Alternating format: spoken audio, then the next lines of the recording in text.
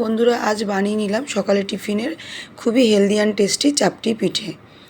এটি বানানোর জন্য উপকরণ লাগবে 1 কাপ চালের গুঁড়ি, হাফ কাপ ময়দা, হাফ কাপ সুজি, তাতে দিয়ে দিতে হবে কিছুটা টক দই। টক দই দেওয়ার পরে পরিমাণ মতো পেঁয়াজ কুচি, লঙ্কা কুচি, পরিমাণ মতো লবণ দিয়ে তাতে জল দিয়ে ভালোভাবে এটাকে ফেটাতে হবে। ফেটানোটা যেন খুবই ভালো হয়। ফেটানো হয়ে গেলে এটিকে কিছুক্ষণ রেস্টে রেখে দিতে হবে। তারপরে গ্যাসে তাওয়া বসিয়ে তেল দিয়ে দিতে হবে। তেলটা কিন্তু প্রথমবার একটু বেশি দিতে হবে, তা না হলে চাপটিটা উঠতে চাইবে না, লেগে যাবে।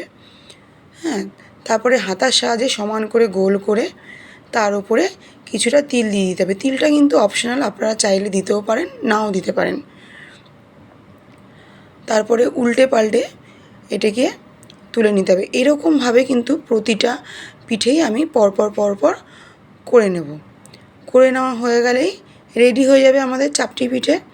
বন্ধুরা সত্যি বলছি, আপনারা এভাবে বানিয়ে খেয়ে দেখবেন, খুবই ভালো লাগে।